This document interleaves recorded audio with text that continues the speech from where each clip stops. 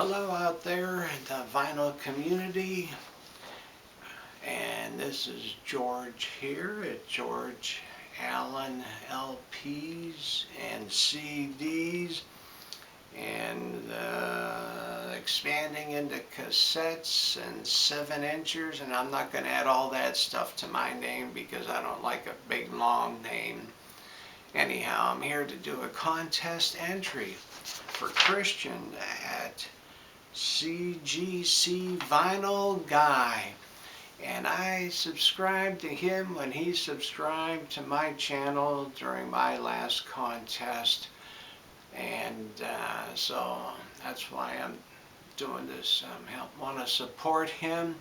He's doing a push to 300 subscribers, and I think he's in around close to 260 right now, and this contest is going till the end of this month, and this month is July, in case you have no clue as to when or where you're at. And today happens to be the 4th of July. Happy Independence Day to all you guys that may not realize what day it is. Anyhow, so his contest, let's talk about it. Besides it being the push to 300, there's some things we got to do for this contest, and give a shout out to another channel, somebody lower than myself, or a lot of other people, obviously.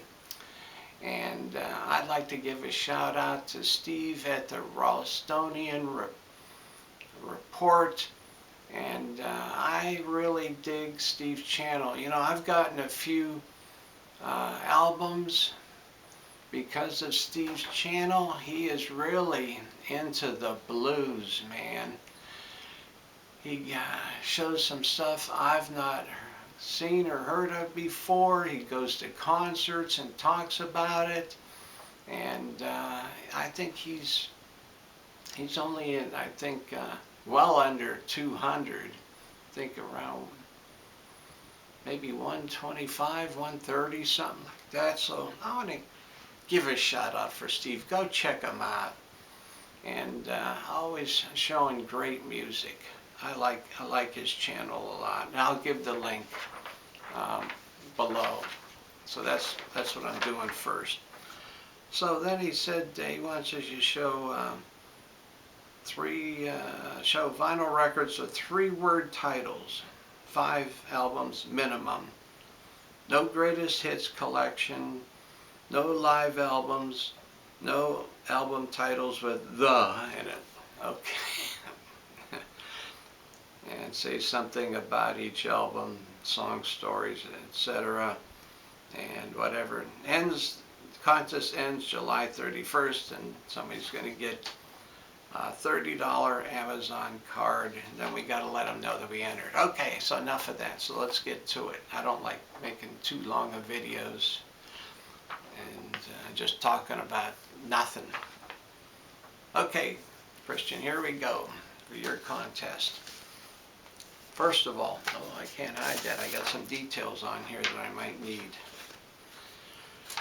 Jimi Hendrix Experience. Are you experienced? Now, I picked albums that I have, speaking of Jimi Hendrix Experience, I picked albums that I got experience with. Jimi Hendrix Experience. This is not my original, because my original, this was Jimi Hendrix's debut album, came out in 1967. I was 16 years old when this came out. But I remember riding on a bus and seeing a kid sitting opposite of me on the bus holding this album. Kind of like this. I don't remember how he was holding it. That's kind of stupid, ain't it? But he was holding this album. And I'm looking at it and I'm thinking, that looks like a pretty cool album. I mean, look at that cover. Wouldn't that attract you to it? I gotta check that out.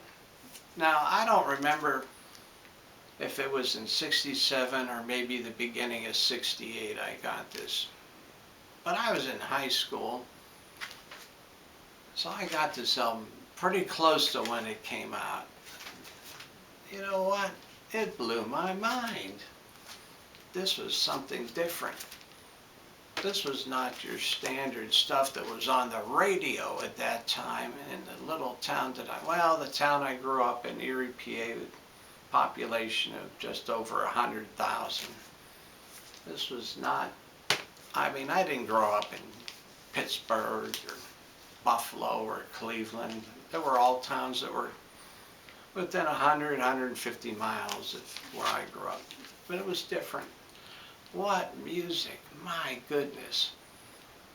When I put it on and listened to Purple Haze or Manic Depression or Hey Joe or The Wind Cries Mary, oh my goodness, or Fire Foxy Lady, my goodness, this is so different. Wonderful, wonderful music. That, like all these, this was life-changing music. Loved it. Okay. So, Are You Experienced? This is the name of the album. 3 words. Next one. Around the same time, okay? Here we go. Procol Harum. You know I gotta show some Procol Harum. Shine On Brightly. Now this is my new record store day, thanks to a wonderful commenter on my channel. I found out about this. I didn't know. I gotta watch these things. I had to save all this stuff. You know how maniacal people get. Gotta save those little sticker thingers. So I gotta save these. I just love this here. So I have not even played it yet. Took it out. I'm waiting to play it. Look at that. Shine On Brightly. Okay, so this came out in '68, second studio album for Procol Harum. A little bit of a big departure. They're coming off that massive hit in '67 of Whiter Shade of Pale. So go back and show you the whole thing here. Well, it doesn't matter. The whole thing you don't have to see, but that's the back. This is the front. This is the American version. The English version looked much different.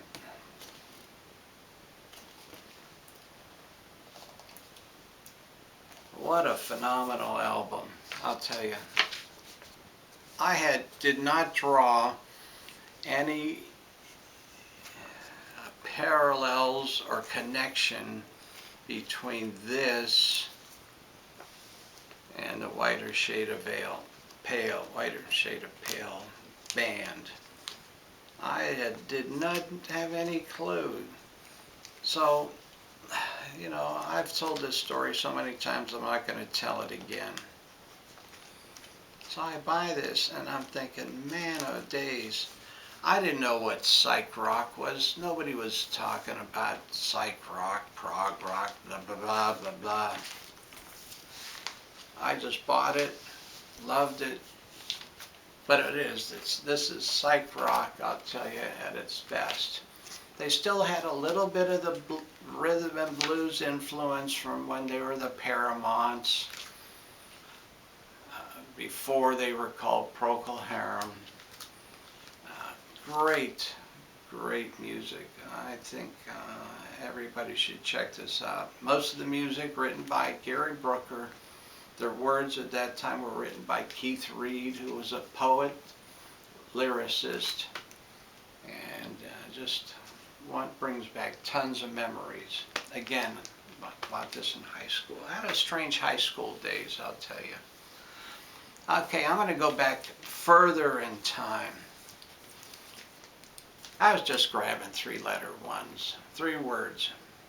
That one, Shine On Bright. So we have, so far we got Are You Experienced, Shine On Brightly, Now we're going to go back a little bit further in time to Glad All Over. Okay, when's the last time you saw this album?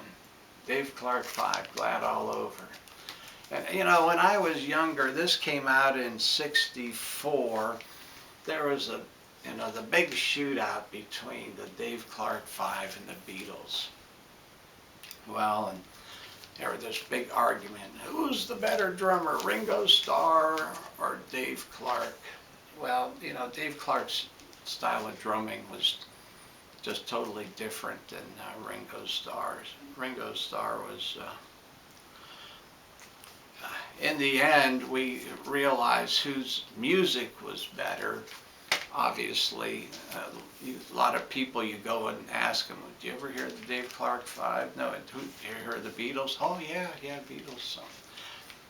Just for a year or two, there was this big thing. And this is their debut album in '64. And they were hot on this, what was called the Tottenham sound. That was a area in England.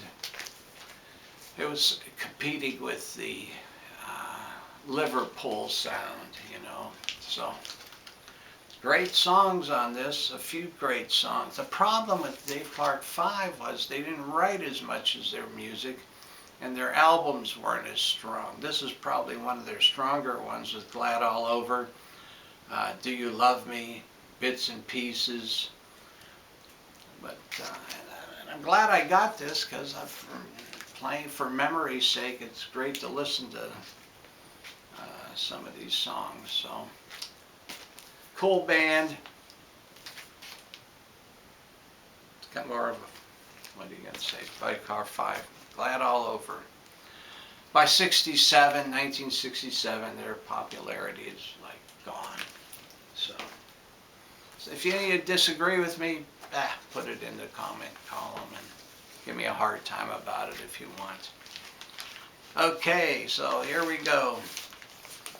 My favorite, there goes the sticker. My favorite Fleetwood Mac album. A lot of Fleetwood Mac enthusiasts would probably go for Rumors or one of these other newer ones. Nope. Here we go. Then Play On. Okay, here we go. Then Play On. This came out in '69, and to me, will forever be their top. This is their third studio album. Great songs.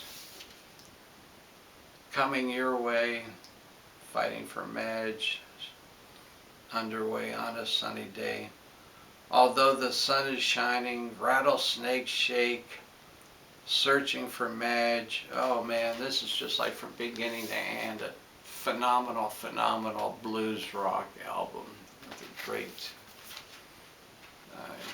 lineup. And you know, it's just oh, I just can't say enough about this. Great guys, great bunch of guys. And of course, this is the last album that Peter Green was on. And what are you gonna say? That's enough on that one. This one blew my mind when I heard this one. A lot of albums blew my mind for this one, but this is a fantastic album. Last but not least, number 5, I'm doing Mr. Flood's Party on Cotillion, 1969. You can tell this one's been around a while.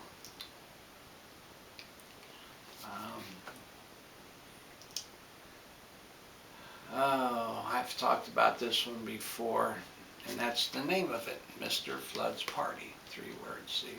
Self-titled, another 69. That was a great year for music.